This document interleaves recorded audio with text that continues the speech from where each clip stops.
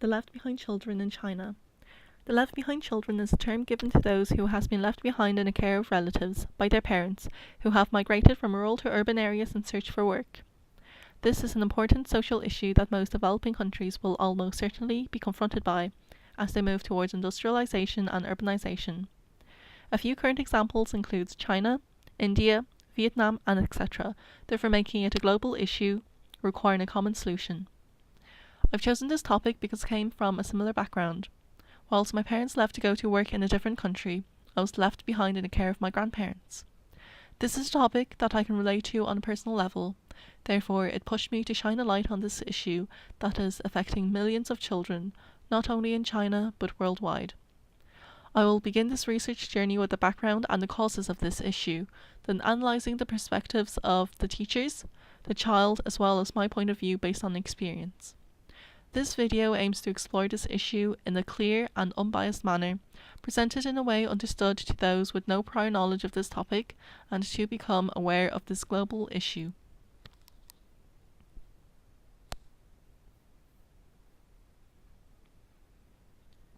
The left behind children phenomenon is a relatively new social issue, something that did not exist 30-40 years ago. So what happened? What might have caused this? China's economic reform in the 1980s opened up imports and exports of goods and services to the West. Since then, with the help of globalization and cheap labor, it saw a drastic rise of consumerism worldwide. This inevitably pushed employment in large manufacturing industries in the city. Driven by poverty and limited earning opportunities in rural areas, an estimated 220 million migrants have moved to work in cities. With the drastic population flow, it saw an emergence in the left behind children. The hukou system in China is another key factor. The hukou is a residency permit where each citizen is obliged to register at birth. It contains each individual's basic demographic information. While the original functions were to control internal migration and the preservation of social stability, the hukou system is now seen to act as a barrier, as it is difficult for migrant parents to bring their family to the city that they work in. Of course, there are other factors leading and affecting the emergence of the left behind children in China. Industrialization and hukou system are the two main causes that I've chosen to focus on.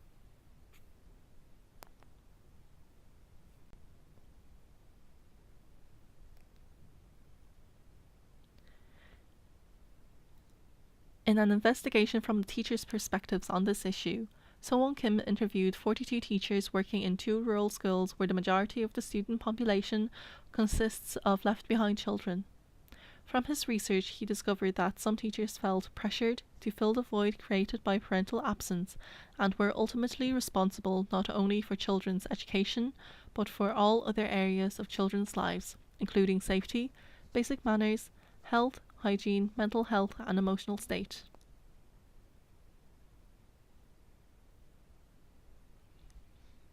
Ma Jin is an example.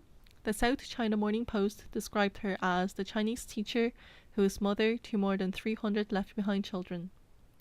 A new term called teacher mums was coined. Below is a video of China's Teacher Mums, a project that has helped hundreds of children to feel cared for.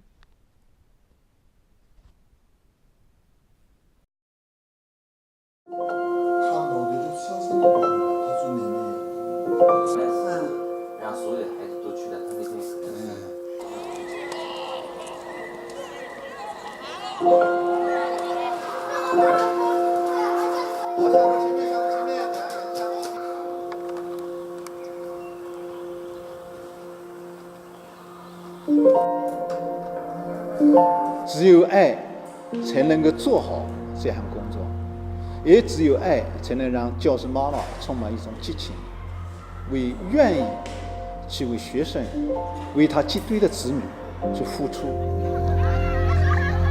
做老师就要像妈妈一样去关心孩子，这是我们陈校长经常挂在嘴边的一句话。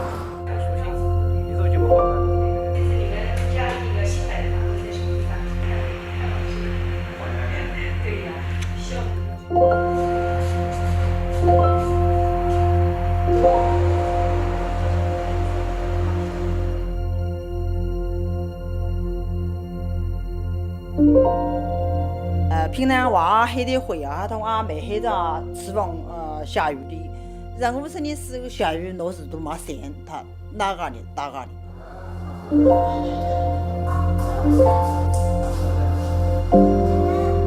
要想做好教师妈妈，最大的就是爱，最大的问题就是爱。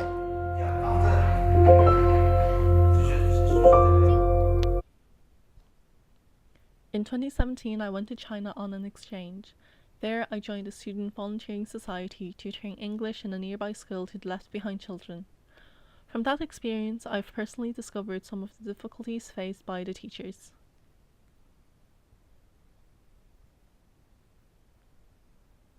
To begin with, there's a lack of resources. When I suggested that we could assign short videos to the children to help improve listening, one of the teachers pointed out that not everyone will have access to electronics, such as laptops and phones, to watch the videos. To us, technology has become a part of our daily lives. We sometimes forget about the privilege of having them. Yet after researching deeper into this topic, the extent of the unequal distribution of resources and how it has become a barrier for the children in receiving equal education.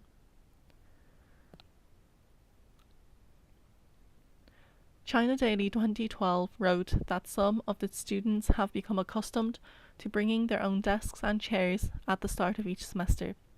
The South China Morning Post also wrote about the ice boy who had to walk 4.5 kilometers to school in -9 degrees during the winter.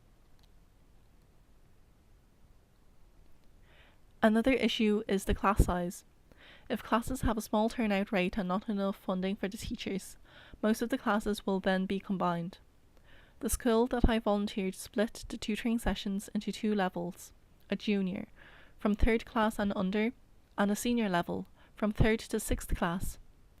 This was an issue for the teachers when preparing materials to teach this class.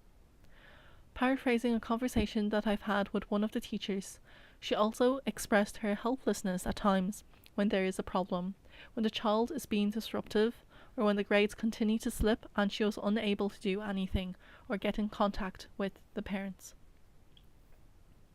Thinking back as a left behind child, the lack of supervision and support for me personally, it affected my grades. With poorly educated grandparents, it meant that my academic grades did not get the attention that it needed. This changed when I moved to live with my parents. Under their guidance and supervision, my grades improved.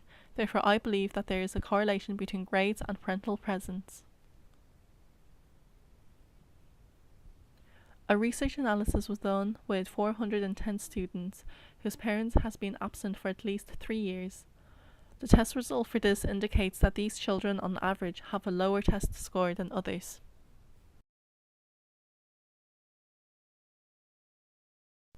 However, as I continued my research, I've discovered that a lot of journals has found a positive overall effect of migration for the children's education instead.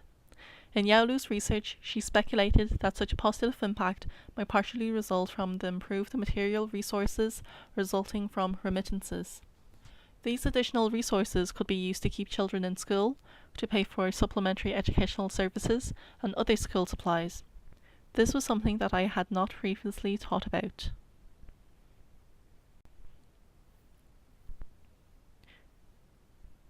In conclusion, what has this research journey taught me about this global issue? I began this journey with a negative perspective on how this issue affected education. However, I was very surprised to discover that overall it shows a positive correlation instead. When researching about the left behind children, I also came across other social issues. This includes gender inequality, how boys are valued more than girls, and how this affects their education. The dismissal of the importance of education from the older generation, and the discrimination of migrant workers. However, with a time constraint, I will not be able to research further and discuss about it in detail. This shows the complexity of global issues. There are different factors interlinked together in complex ways, and the interdependency of these problems makes it hard to tackle and come up with a definite solution. As a global citizen, it is our job to become socially aware, morally responsible, and to participate to make changes happen. I hope this video has inspired you to take action on issues that you're interested in. may it be issues within your community or cross-cultural issues. Thank you for listening.